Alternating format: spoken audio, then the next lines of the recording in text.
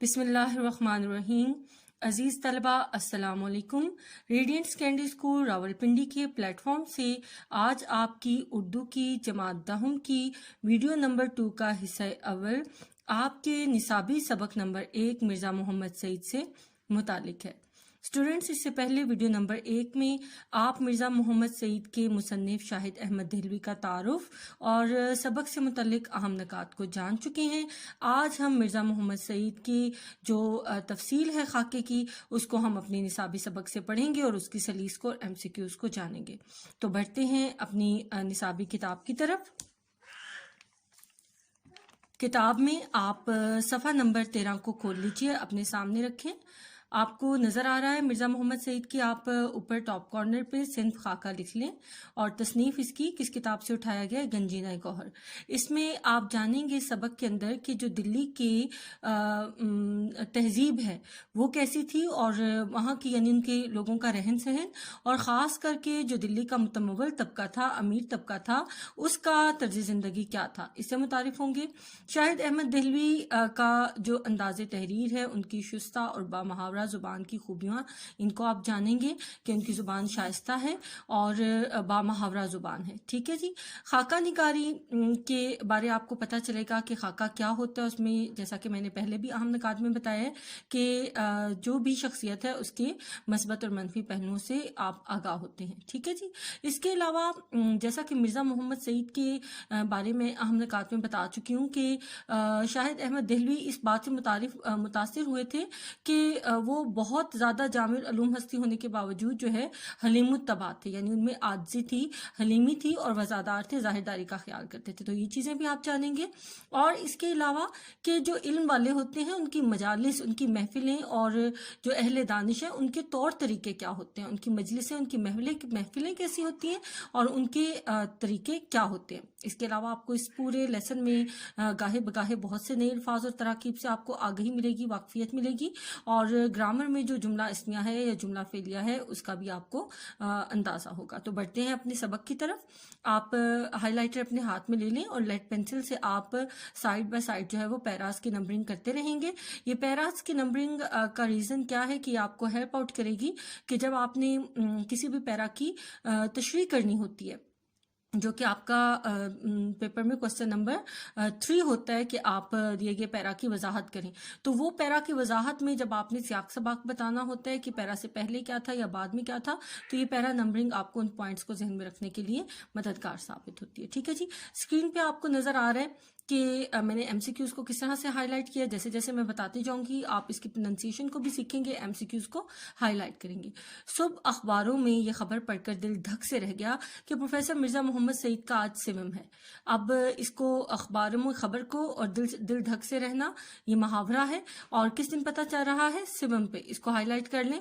خاموش زندگی خاموش موت، مرزا صاحب کی علالت مزاج یا مرض الموت کی اطلاع اس سے پہلے کہیں سے نہیں ملی۔ اس کو ہائی لائٹ کر لیجئے۔ حج یہ کہ پرسوں وہ رحلت فرما گئے اور ان کے سینکڑوں دوستوں اور قدردانوں کو اس سانحہ ارتحال کی خبر تک نہ ہوئی۔ آگے بہت دکھ بھرے لہجے میں کہتے ہیں، افسوس اتنا بڑا صاحب کمال ہم میں سے اٹھ جائے اور اس کی سناونی ہم تک نہ پہنچے، کتنے بے خبر ہیں ہم لوگ۔ اب آپ اس میں صاحب کمال، سانحہ ارتحال، سناونی کا نہ پہنچنا، اس کو ہائی لائٹ کریں۔ کہتے ہیں کتنے بے خبر ہیں ہم لوگ، زندہ قوموں کا یہ شعار نہیں ہوتا کہ اپنے اہل کمال سے غافل ہو جائیں۔ ہائی لائٹ کر لیں اس کو۔ ایسی غفلت مجرمانہ ہوتی ہے، شاید یہ ہماری غفلت ہی کی سزا ہے کہ مرزا صاحب کو یوں ایک ہم سے چھین لیا گیا۔ یہاں پر یہ پیرا اینڈ ہو رہا ہے، اس میں اس پوائنٹ کو بھی ہائی لائٹ کریں۔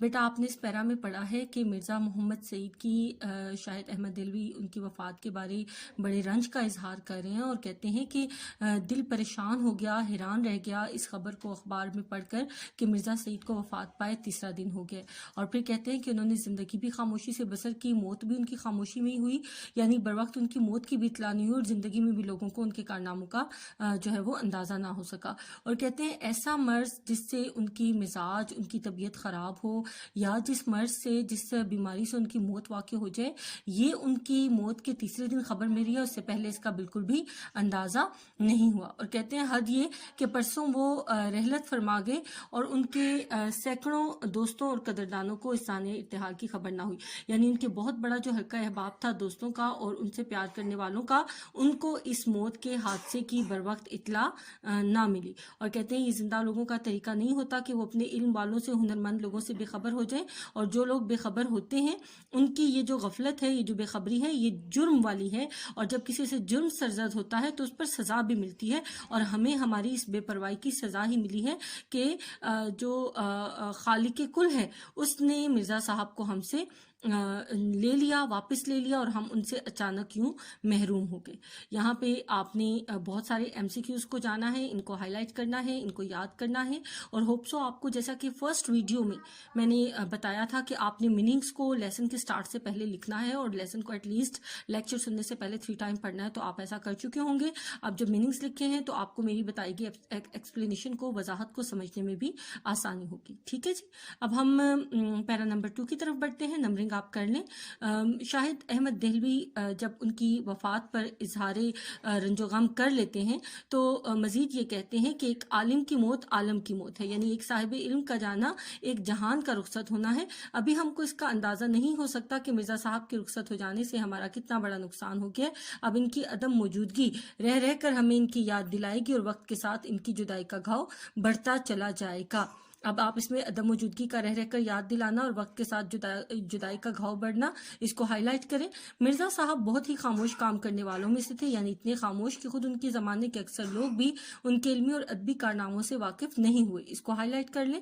دراصل خود مرزا صاحب شہرت سے گھبراتے تھے، ہائی لائٹ کر لیں اس پوائنٹ کو، اور پبلک پلیٹ فارم پر آنا پسند نہیں کرتے تھے، کام کرتے تھے ستائش کی تمنا اور صلے کی پرواہ سے بے نیاز ہو کر، کام کرتے تھے اپنی تسکین کے لیے، کام کرتے تھے اس لیے کہ انہیں کام کرنا ہوتا تھا۔ فرمائشی کام انہوں نے ساری عمر نہیں کیے۔ انہوں نے اب سے اس بات کو بھی ہائی لائٹ کر لیں، انہوں نے اب سے 55 سال پہلے سر عبد القادر کے رسالے مخزن میں مضامین لکھے، مگر شیخ صاحب کی فرمائش پر نہیں، بلکہ جب خود ان کا جی لکھنے کو چاہا۔ شیخ سر عبد القادر معروف ادیب اور علامہ اقبال کے گہرے دوست ہیں، ان کے بارے ڈیٹیلز کو ہائی لائٹ کر لیں۔ اب بچوں، آپ نے دیکھا کہ پیرا نمبر 2 میں شاہد احمد دہلوی نے ہمیں زندگی کی کتنی بڑی حقیقت سے روشناس کروایا ہے۔ وہ کہتے ہیں ایک علم والے کا جانا ایک جہان کا جانا ہے، یعنی مرنا تو سب نے ہے، لیکن ایک اہل علم کا دنیا سے جانا ایک فرد واحد کی ہم سے ہمارا محروم ہونا نہیں ہے، بلکہ ہمارا ایک جہان سے بچھڑنا ہے، ایک جہان کا پردہ فرمانا ہے۔ اور پھر کہتے ہیں کہ ہم لوگ ابھی بے خبر ہیں، ہمیں اندازہ ہی نہیں ہے کہ مرزا صاحب کی یوں اچانک وفات سے کتنا بڑا ہمارا نقصان ہوا ہے۔ یعنی جب کوئی یہ زندگی کا ایک دستور ہے، یہ حقیقت ہے زندگی کی کہ جب تک ہمیں وقت مقررہ تک اس دنیا میں رہنا ہے، اور پھر جب ہمارا بلاوا ہے وہ وقت بھی طے شدہ ہے اور اس پر جانا ہے، لیکن اہل علم کا جانا جو ہے اس سے وابستہ جو لوگ ہوتے ہیں ان کا، اور جس قوم میں وہ شخص ہوتا ہے اس پوری قوم کا نقصان ہوتا ہے۔ اور اسی بات کی وضاحت کریں کہ اب ان کی غیر موجودگی میں یہ ایسا زخم ہے جو رہ رہ کر ہمیں ان کی یاد دلائے گی، اور یہ گھاؤ جو ہے یہ وقت کے ساتھ بھرے گا نہیں بلکہ بڑھتا چلا جائے گا، اور اس کی تکلیف وقت کے ساتھ بڑھتی چلی جائے گی جب جب ہمیں مرزا محمد سعید کی ضرورت محسوس ہوگی۔ اور وہ خاموشی سے کام کرنے والوں میں سے تھے، اتنے خاموش کہ خود ان کے اکثر زمانے کے جو لوگ تھے ان کی علمی اور ادبی کارناموں سے واقف نہیں ہوئے۔ دراصل مرزا صاحب شہرت سے گھبراتے تھے۔ کیوں ان کے کارناموں کا پتہ نہیں چلا؟ کیونکہ وہ شہرت کو پسند نہیں کرتے تھے، اور عوام کے سامنے آنا، پبلک پلیٹ فارم پر آنا پسند نہیں کرتے تھے، نہ تعریف چاہتے تھے اپنے کام کی اور نہ ہی بدلہ۔ ان دونوں کاموں سے بے نیاز ہو کر کام کرتے تھے، بے پرواہ ہو کر، اور اپنے سکون قلب کے لیے، اپنی تسکین کے لیے، اپنے دل کے سکون کے لیے کام کرتے تھے، اور اس لیے کام کرتے تھے کہ انہیں کام کرنا ہوتا تھا، اور کسی کے کہنے پر ساری زندگی کام نہیں کیا۔ اور 55 سال پہلے جب سے سر عبد القادر کے رسالے مخزن، ان پوائنٹس کو ہائی لائٹ آپ نے کیا ہے، اس میں مضامین بھی لکھے، تو رسالے کے جو سربراہ تھے سر عبد القادر، ان کے کہنے پر نہیں لکھے، بلکہ خود ان کا جی چاہ رہا تھا کہ وہ اس رسالے میں اپنے مضامین کو شامل کریں، تو انہوں نے اپنی مرضی سے کیا۔ ٹھیک ہے جی، یہاں پر ہماری ویڈیو نمبر 2 کا حصہ اول جو ہے وہ اختتام پذیر ہوتا ہے۔